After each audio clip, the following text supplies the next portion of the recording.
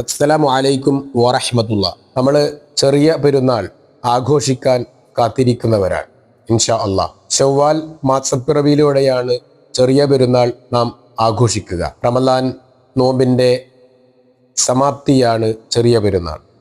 ചെറിയ പെരുന്നാളിലേക്ക് നാം കാലെടുത്ത് വെക്കുമ്പോൾ നാം ചെയ്യേണ്ട ചില മര്യാദകളുണ്ട്. ആമുഖമായി നമുക്കറിയാവുന്നത് ജക്കാത്തുൽ ഫിത്റാണ്. ഫിത്ർ ജക്കാത്താണ്. ഫിത്ർ ജക്കാത്ത് പിറന്നു വീണ ഓരോ കുഞ്ഞിനും ബാധ്യതയാണ് എന്ന് നമുക്കറിയാം. അതിൽ നമ്മിൽ അലംഭാവം വരാതിരിക്കാൻ നാം വളരെ ഗൗരവകരമായി ആ വിഷയം നിർവഹിക്കേണ്ടതാണ്. ഫിത്ർ ജക്കാത്ത് കൊടുത്തു വിട്ടാൻ ശ്രദ്ധിക്കുക. ഈദ്ഗാഹിലേക്ക് എത്തുന്നതിന് മുമ്പായി ഫിത്ർ ജക്കാത്ത് കൊടുത്തു വിട്ടാൻ ശ്രദ്ധിക്കണം എന്ന് ഓർമ്മിപ്പിക്കുകയാണ്. അതോടൊപ്പം തന്നെ നമുക്കറിയാം, പെരുന്നാൾ നിസ്കാരത്തിന് വരുന്നവർ, പെരുന്നാളിലേക്ക് പങ്കെടുക്കുന്നവർ നല്ല വസ്ത്രം ധരിക്കുക എന്ന് ഹദീസിൽ വന്ന യാഥാർത്ഥ്യമാണ്. നല്ല വസ്ത്രം ധരിക്കാൻ നാം ശ്രദ്ധിക്കേണ്ടതാണ്. അതോടൊപ്പം മാസപ്പിറവി കണ്ടത് മുതൽ തക്ബീറത്തുൽ ഇഹ്റാം നാം നിർവഹിക്കണം. നബി സല്ലല്ലാഹു അലൈഹി വസല്ലമയും സഹാബാക്കളുമൊക്കെ അവർ നടക്കുമ്പോഴും ഇരിക്കുമ്പോഴുമൊക്കെ ചെറിയ പെരുന്നാളിൽ ഈദ്ഗാഹിലെത്തുന്നത് വരെ തക്ബീർ ചൊല്ലിക്കൊണ്ടേയിരുന്നു എന്നുള്ളത് ഹദീസുകളിൽ വായിക്കാൻ കഴിയുന്നു. അതുകൊണ്ട് തന്നെ നമ്മുടെ വീടുകളിലും നമ്മുടെ യാത്രകളിലും നമ്മുടെ ഇരുത്തത്തിലും നമ്മുടെ ഈദ്ഗാഹിലേക്കുള്ള നടത്തത്തിലും ഒക്കെ തക്ബീർ ചൊല്ലിക്കൊണ്ടേയിരിക്കണം. നമ്മുടെ വീടുകൾ ശബ്ദമുഖരിതമാവട്ടെ, നമ്മുടെ വീടുകൾ തക്ബീർ കൊണ്ട് നിറയട്ടെ, നമ്മുടെ വീടുകൾ തക്ബീർ കൊണ്ട് അലങ്കരിക്കട്ടെ, നമ്മുടെ മനസ്സും തക്ബീർ കൊണ്ട് അലങ്കരിക്കട്ടെ. മാസപ്പിറവി കണ്ടത് മുതൽ തക്ബീറുകളുമായി നിറഞ്ഞു നിൽക്കുന്ന വീടും കുടുംബവും മനസ്സുമായി മാറേണ്ടതുണ്ട്. തക്ബീർ നാം ഒരിക്കലും മറന്നു പോകാൻ പാടില്ല എന്ന് ഓർമ്മിപ്പിക്കുകയാണ്. അതോടൊപ്പം തന്നെ ഈദ്ഗാഹിൽ എത്തിക്കഴിഞ്ഞാൽ ഈദ്ഗാഹിൽ നേരത്തെ എത്താൻ നാം ശ്രദ്ധിക്കേണ്ടതാണ്. ഈദ്ഗാഹിൽ വളരെ നേരത്തെ എത്തുകയും സമൂഹമായുള്ള ജമാഅത്തായുള്ള തക്ബീറുകളിൽ നാം പങ്കെടുക്കുകയും ചെയ്യണം. ഈദ്ഗാഹിൽ ആരാണ് വരേണ്ടത്? എല്ലാവരും വരണം. സ്ത്രീകളും കുട്ടികളും വരാൻ കഴിയുന്ന എല്ലാവരും പങ്കെടുക്കണം എന്നുള്ളതാണ്. നബി സല്ലല്ലാഹു അലൈഹി വസല്ലമയാണ് പള്ളിയുടെ ശ്രേഷ്ഠത പഠിപ്പിച്ചത്. നബി സല്ലല്ലാഹു അലൈഹി വസല്ലമയാണ് പള്ളിയുടെ പ്രാധാന്യം പഠിപ്പിച്ചത്. അതേ റസൂലുള്ളാഹി സ്വല്ലല്ലാഹു അലൈഹി വസല്ലം പെരുന്നാളിൽ ഈദ്ഗാഹിലാണ് പോകേണ്ടത് എന്ന് പഠിപ്പിച്ചു. ചില ന്യായങ്ങൾ നമ്മുടെ നാട്ടുകാർ നിരത്താറുണ്ട്.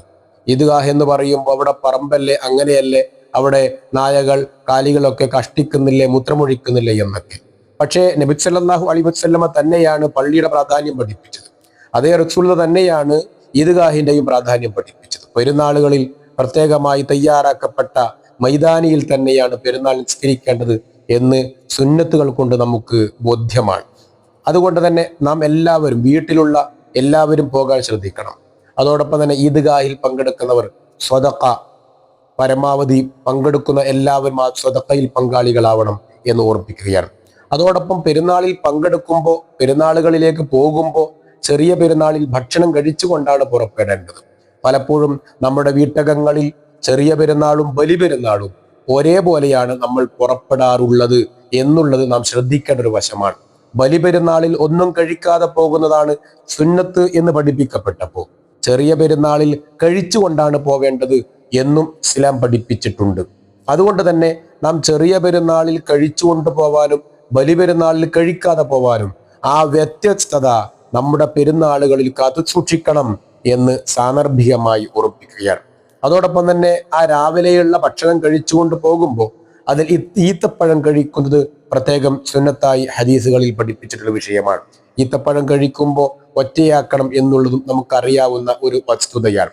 അതോടൊപ്പം പുരുഷന്മാർ സുഗന്ധം ധരിക്കുക, അതേപോലെ എല്ലാവരും കുളിക്കുക എന്നുള്ളതാണ്. കുളിക്കുമ്പോൾ സ്വാഭാവികമായി നാം മനസ്സിലാക്കിയിട്ടുള്ളത് ആദ്യം ഒന്നുകൊണ്ടാക്കണം, പിന്നെ വലതൊഴിക്കണം, പിന്നെ തലയിലേക്ക് വെള്ളം ഒഴിക്കുന്ന ആ ഒരു ശീലം കുളിയിൽ നാം നടപ്പിൽ വരുത്താൻ ശ്രദ്ധിക്കേണ്ടതാണ്.